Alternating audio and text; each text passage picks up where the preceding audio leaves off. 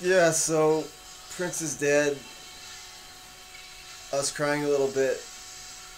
Um, I started following his career a few years ago, and I read about how he went Jehovah's Witness, and it just shows you that, like, here's a guy who's at the top of the world, and sort of like doing the stuff that lots of people dream about doing, and something snapped in his head that there was like a higher calling. All right, we think he got it wrong a little bit, right? Speaking on behalf of Orthodox Jewry, we think he got it wrong a little bit. That he took the wrong train, but it doesn't matter in a way, in that it shows you that he realized that what he was doing was empty, right? And the real clue to it is the story that's going around where on Yom Kippur there's a knock on the door of a couple Jews in his neighborhood, and it was Prince and the guy from Sly and the Family Stone who had converted Prince to Jehovah's Witness.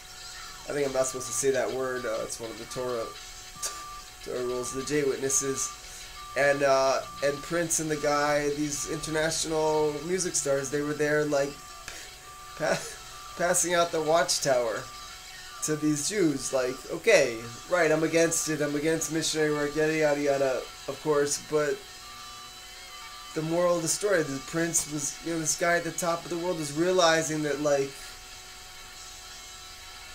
he could just be a humble guy trying to bring people back to God. And I finally lost it this morning when I watched his halftime show, which I'm playing in the background. You can see it's just this beautiful soul, And I feel like I'm like speaking at Prince's funeral right now, The eulogy. Rabbi Nachman, or in Torah, they say if you don't adequately eulogize a great Rebbe who's died, it's a bad thing. So whatever, Prince wasn't a great Rebbe. He took some of the wrong trains, this and that. But it's hard to wrap our minds around his greatness, even in his fallen state.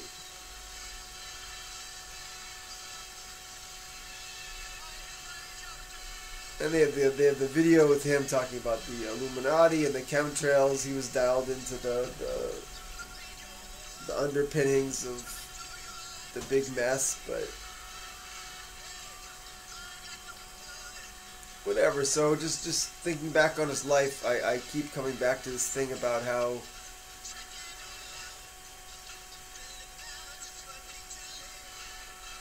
as we say in Torah, like, it's all about the world to come, right? We want to have the best life we can in this life, but we have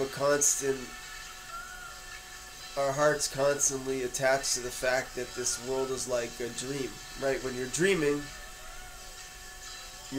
last night I had some crazy dream, I can't remember what, but when you're dreaming, it's so convincing, you're all wrapped up in it, this is happening, that's happening. And when you wake up, you realize, oh, it's all shtuyot, like it was just a dream, right? But while it's going on in the dream, you're all wrapped up. Oh my gosh! So thinking back on Prince's life, to me, it's like that. That's the lesson, right? That it's just a dream. Like he couldn't take any of this with him. But maybe he did. Maybe.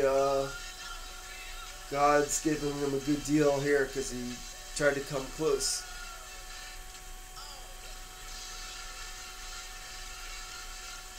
Don't get me wrong, I hate missionary work with a passion, Sometimes the missionaries will go like befriend old Jews in nursing homes that don't have anyone. And then they'll start like getting them to take Jesus on their deathbed when they don't even know what's going on. You know, it's just absolutely outrageous. I'll try to put a couple of my favorite anti-missionary links under the video. But the real point is we can't bring anything with us. Like Tutankhamun, right? I think it was. They buried him with all his treasure, with all his treasures, right? Like he's gonna bring it with him, right? Or as we say in Torah, the only thing we can bring with us is our charity that we do during our lifetime.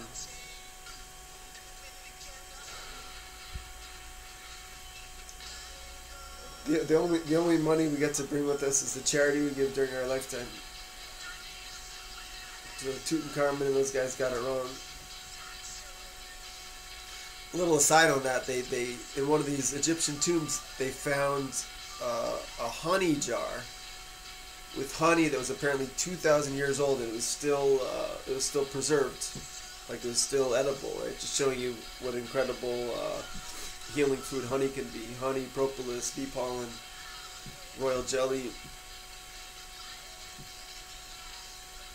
So anyhow, Prince's soul is going on to another realm, and like who knows where the heck it is, right? Now it's said, right, people are, the atheists like to say, who cares about heaven and hell, you can't prove it, and the religious people, when the Christians die and they go to heaven, they see Jesus, when the Buddhists die and they, you know, near-death experiences, they come back and they say they saw Buddha, so whatever, everyone is tripping on their, what's going to happen when they die, and they think it's connected to their religious trip or not anti-religious trip of this world. And then, you know, the scientific people like to say, well, you see, you can't prove it, so who cares? But the little trick here is that apparently we can, if we go deep enough in meditation, even if I had gotten to that level, I'd likely be smart enough not to tell you, because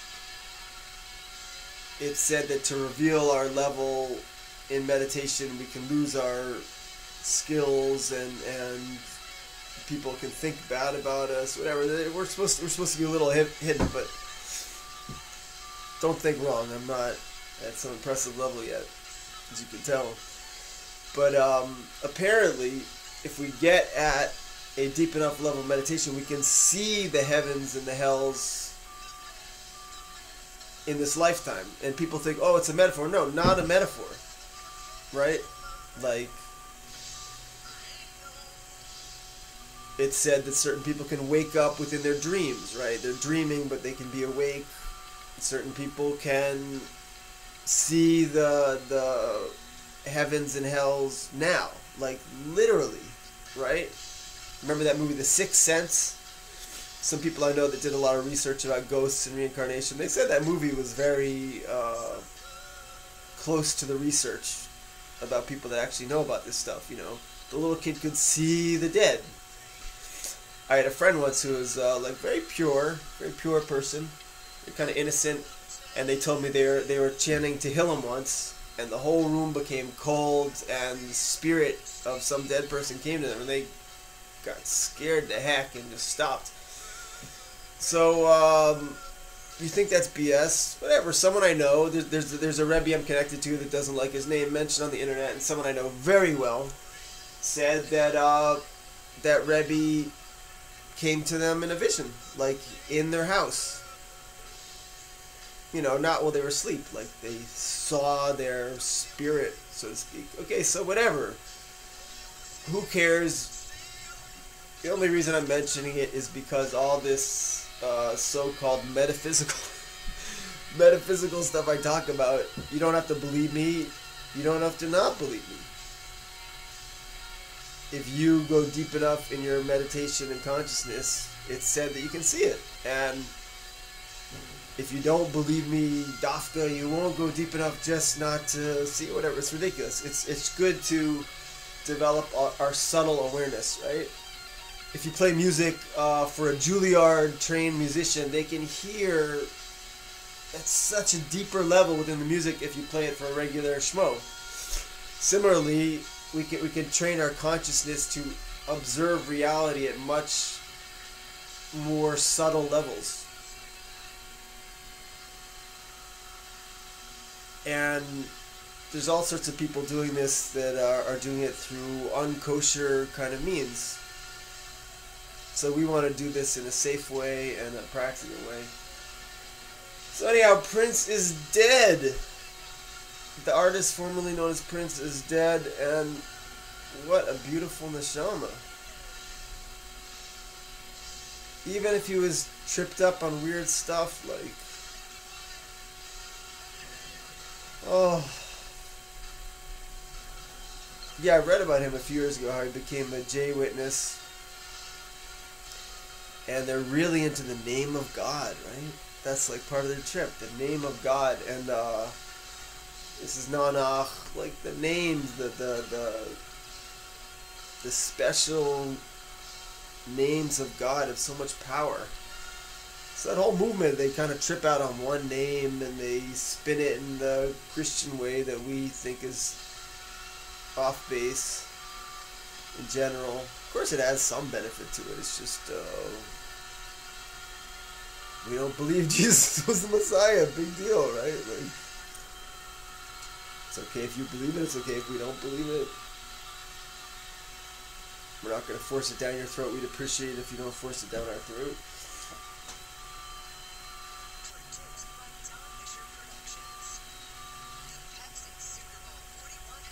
I was playing the Prince Super Bowl thing in the background. That's when I really started bawling. Something about that performance, you could see that just wasn't an ordinary guy doing his BS. Like he came to give over something, you know? And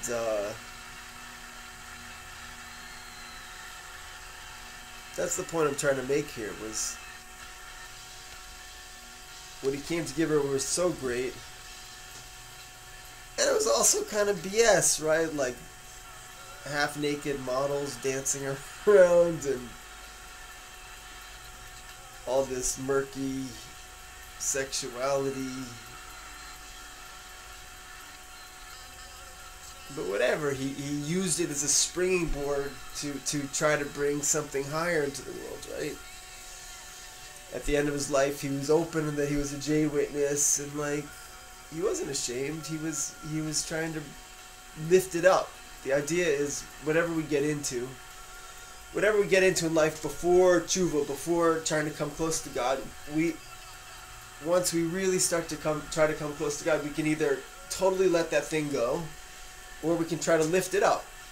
Right? There was that boxer in Chabad who he became a Baal Tshuva in Chabad, and then he was trying to like glorify God's name through boxing. I was there when he came to talk to Rav Adin Steinsaltz about boxing. It was a very special conversation. Basically about the tikkun of boxing, right? It was very on the ground.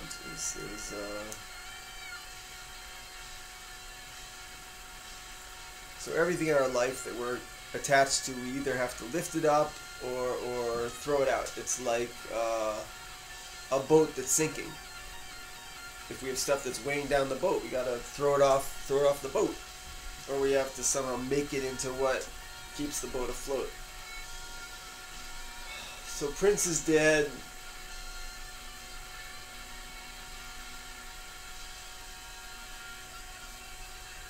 And wherever his soul is,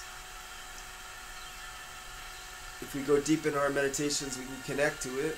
It's not recommended though. It's another law in Torah that we're not supposed to talk to the dead. Try to talk to the dead, right? Now, there's exceptions. I don't know the laws so well, but if the dead come to us for tikkunim, and we know what we're doing, we're allowed to deal with them. Now, it's said that when Rabbi Nachman would go to the woods to be alone and talk to God, thousands of souls would come to him for a rectification, right? Souls that were somehow like caught between this world and the next, something confusing and some kind of purgatory. They would come to him realizing that they could get their tikkun through him. They could get uplifted through him, right? Pretty trippy, right? So sometimes people see these videos and they contact me and we do a little tikkunim, right? Who am I? Whatever. But the Lubavitcher Rebbe said, if you know Aleph, teach Aleph. Okay, so I'm able to, I act like a secretary for a lot of people. I'm the conduit that gets them to people that can really help. I've been in the healing arts for like 30 years. I've been in Torah for like 15 years. I know about some serious people that can help. And it's said like to whom much has been given, much is expected, right? So I've been given a lot. So when I can see that I can help someone, I feel like, all right, I gotta do what I can. And usually that involves getting someone to go to someone super serious. And, you know, most people have never done that. They're just in their zombie universe. Whenever I bring people to Rav Steinsaltz, I love it. I can watch the person, like, wake up from some lifelong stupor every time. I can almost always see in someone's face if they've been to Rav Steinsaltz, because afterwards they look like they got shook up at some very deep level. So Prince is dead. Yeah, I bawled this morning watching that halftime show. No, I didn't look at I put the YouTube down so I don't look at the dancing women and stuff. We have a mitzvah to guard our eyes, meaning not to just stare at every attractive woman that we can. It's a very great mitzvah to help us stay focused and not get carried away.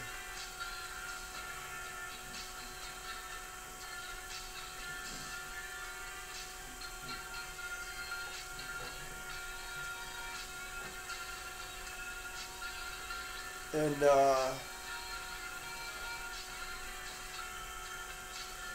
why do so many people get moved when Bowie died and Prince died? Because through the arts, you can talk to people about stuff that you can never get away with talking to them straight, like I'm trying to, you know.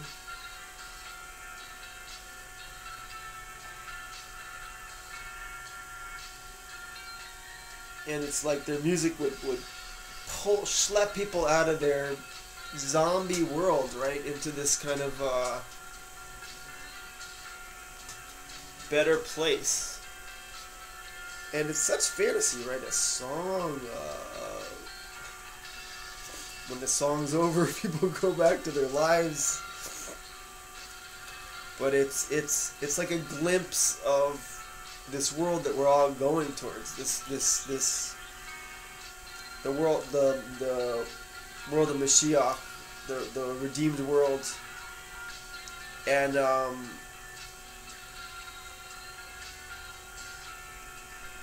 we're trying to kind of bring this heaven on earth, and we're also catapulting ahead towards death. Some of us faster than others. They're saying he might have died of AIDS, something.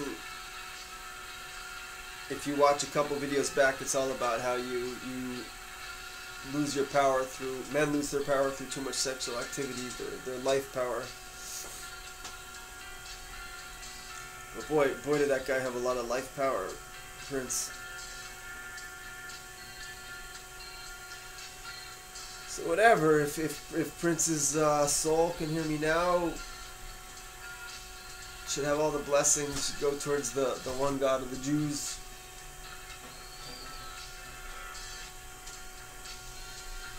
And but yeah, so anyhow, there's restrictions in Torah about speaking to the dead. We're not allowed to speak to the dead. A lot of these shamanistic paths, they're all about this. Take drugs and speak to the dead. And you know, before I was religious, I was kind of like freestyle, like let's try to find whatever works, right? And it's nice when we come close to Torah law. Torah law, again, is for all people, not just Jews. The Torah law applies to all people. So then when we come close to Torah law, we have some rules to life. It's nice. It's nice to have some rules to life. You notice kids whose parents are too hippie and the kids are like bonkers because they have no rules. So it's like Prince got that towards the end. He had to rope things in, right?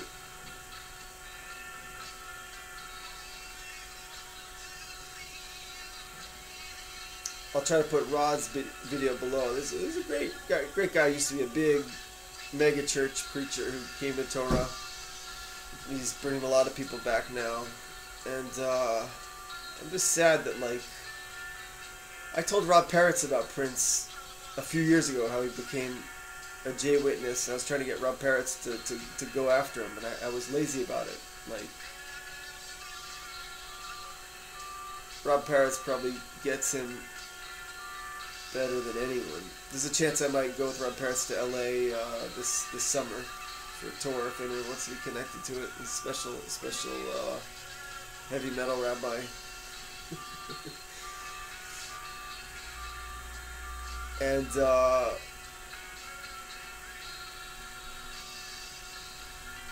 yeah, I wish I'd really pushed Rob Perets to go after Prince somehow. Yeah, it's a little hard to get to these people, but it's not impossible, right?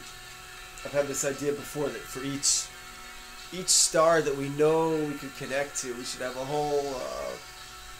whole team of fans trying to connect to that one star and bring them back.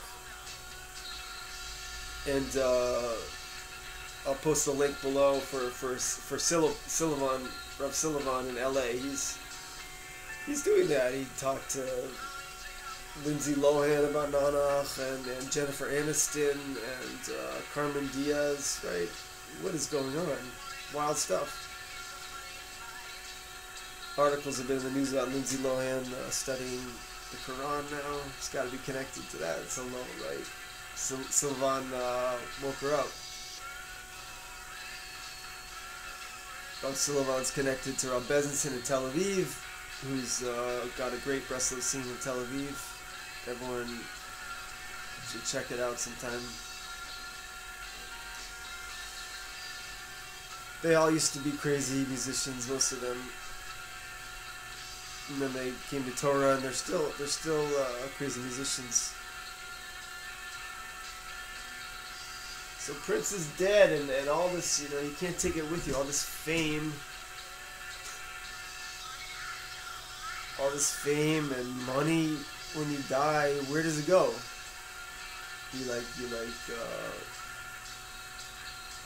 My cousin in the old city, she posted Steve Jobs' last words, right? He conquered the entire business world at a level almost no one had in business, and he said, like, he realized it was like totally empty, that it's all about friends and family and love.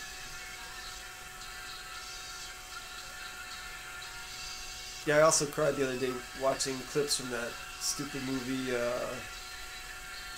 about the girl who gets in the car accident and spacing out the name. She has a near-death experience where she leaves her body,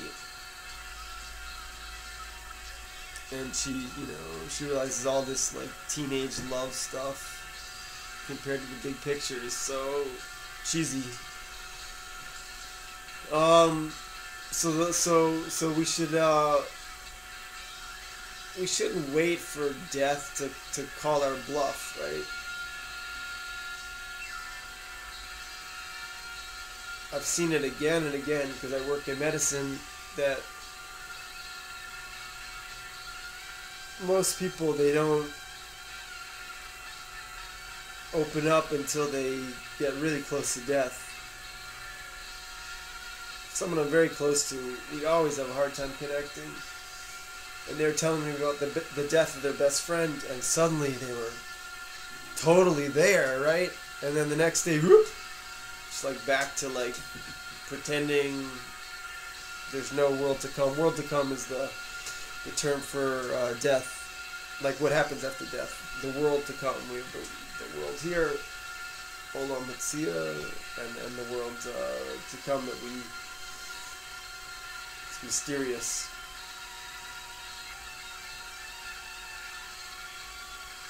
So if there was no world to come, all this stuff, Torah, mitzvot, it seemed a little strange, right? We're gonna clean for Passover. Part of why I was so emotional and cried over Prince was I was up all night finishing the Passover cleaning, which is always emotional kind of time.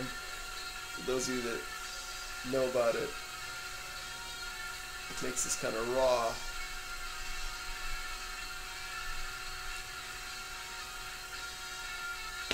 So we're preparing for the world to come. I moved right near the Yisrael Adesser's kever. So one of the wits made a joke. I moved right near the graveyard. They said, "Oh, you can move down there, and if you really like it, you can stay there forever." Meaning I could get buried there.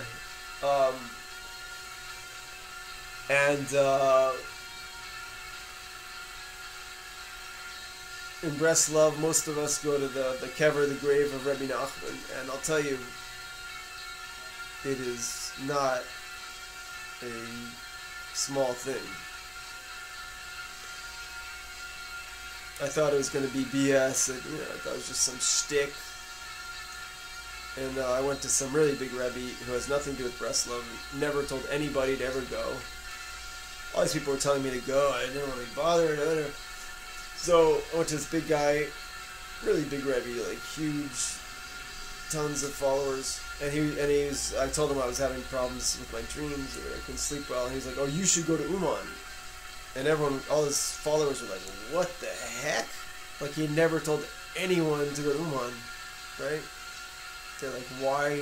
What is going on here?" He said, "Oh, I looked at Ephraim's face. I could tell his neshama has a connection to Breslov." It's just like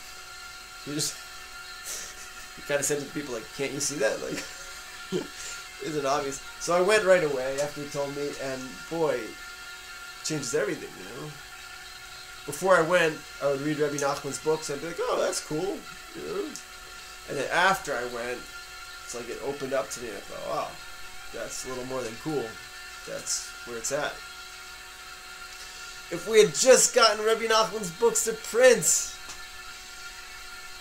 you guys think I'm just like BSing. You don't understand. You just don't understand. I'm sure most of you don't understand. A few of you do, and those who understand, let's do it already. If we get a few of these people, that's like what Rav Silvan's going after in Hollywood. If we get a few of these people lit up, it affects so many people, right? Jennifer Aniston was wearing a kamea on one of these cosmopolitan type of magazines, right? And Lindsay Lohan, they had articles about her saying that she was saying a new Kabbalistic mantra, nanach, nach. And you got to read the article I'm going to put below about Carmen Diaz. Wow, can't believe it. Signs and wonders. So Prince is dead. Yeah.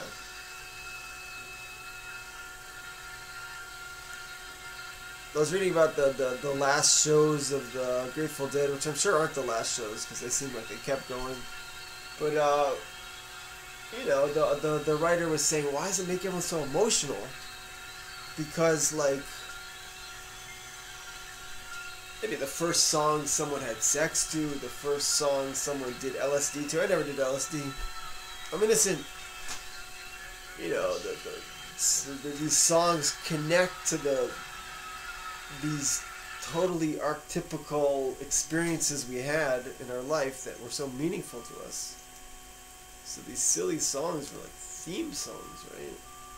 To our life. So, what connection do we have to Prince? I didn't even know the guy, right? It's just somehow he connects into our memory. And someone I know very closely was, they were telling me about Yom Kippur one year. How they were fasting and they just went to this higher level than they'd ever been. And they can meditate and look at the experiences in their life and they could see exactly how it all puzzled together. Not theoretically, right? They could just see it. In other words, God is real and God is behind every single thing that happens in our life. Everything. And we can't see it. Most of us. So this rabbi I talk about a lot that likes to be offline. I mean, there's videos of him online, but he asked me not to mention his name, so whatever, we can respect it. He's always tripping out. You go see him, he's just laughing, constantly laughing. Really unusual person. And I asked one of his close disciples, what do we call it here, Talmidim, one of his close students, what's the deal with him? He said, he really sees how everything's from God, like he sees it. And it's just, you can see how it's like God's, God's comedy.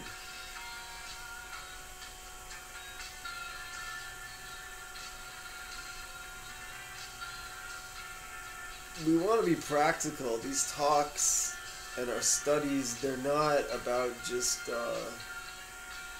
theoretical knowledge. It's the worst. Rabbi Nachman railed against philosophy. He said that we shouldn't study philosophy, get on these highfalutin head trips. I'm kind of a bad boy, so I'll check out some of the heretics, Gershon Shalom, etc. I'll just read their biographies because I always want to know if I'm missing something, right? Fear of missing out. Are the people that left the Torah onto something? I don't know. And I always, I always see no. I check it out enough to realize, heck no. Thank God, who wants to miss out? One of the big ones tried to get me to quit the Torah, but they say Reb Zalman never tried to get religious people to quit the Torah, right? His followers are kind of naughty like that, but he himself,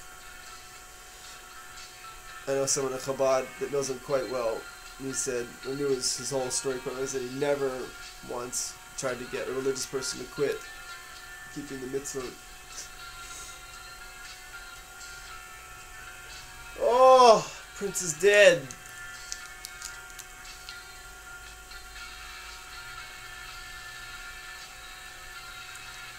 Why do I get so emotional over a rock star dying? Big tzaddikim will die. I feel nothing. Something's upside down here, right? Okay, so the story about healing that I started to tell in yesterday's video that I spaced out. It was about one of the students of Rav Ginsburg and Rav Usher. Rav Usher Fund. And I'll have to go back, if someone reminds me, I'll go back and get the details of that story to tell you something really inspiring.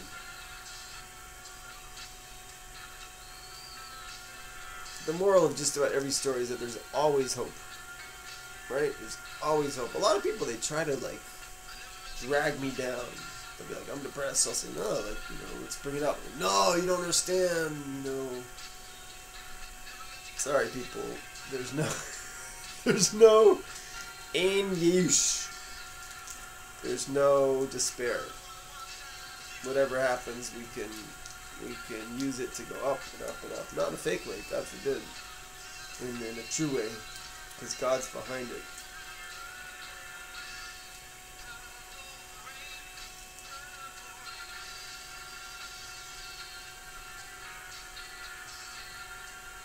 Prince's neshama should have an aliyah. There's a concept of the righteous in the nations, the righteous goyim, their souls go to God, and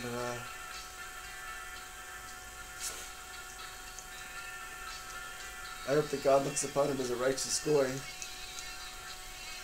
The safe way that we know about is if you're not Jewish, you follow the 7 Noahide laws, and you go in front of a beis din and a Jewish religious court, and you accept those laws on yourself, and you help basically promote the laws. bring the laws to be the law in every country for non-Jews. And someone who does that, it's said that for sure they have a share in the world to come. When they die, the good stuff's gonna happen to them. So if you want to be sure, that's what we say is the way. Prince, who am I to say? Let's hope he gets a pass. What a beautiful person.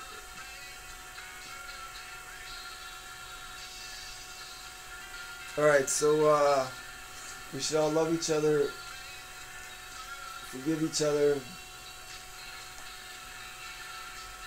inspire each other, and if I can help you with anything, let me know for free. If I can help you for anything for pay, you can let me know too, but for free, let me know.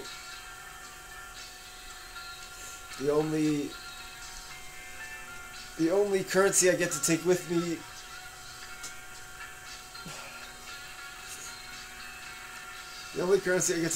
when I die is the charity I do. So if you want me to be a rich man, then give me a chance to do charity on your behalf, right? You can ask me for money too. My last name means Geltman, means money in Yiddish. My ancestors were probably bankers, right? I want to research my genealogy more if anyone ever has time to help.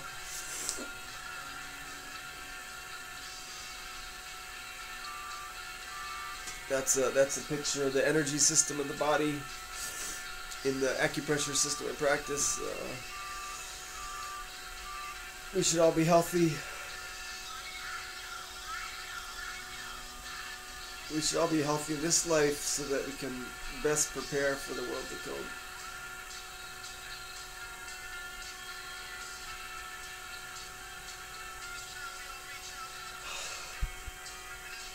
Alright. Baruch Dayan Emet. Blessed is the true judge. So we say when someone dies.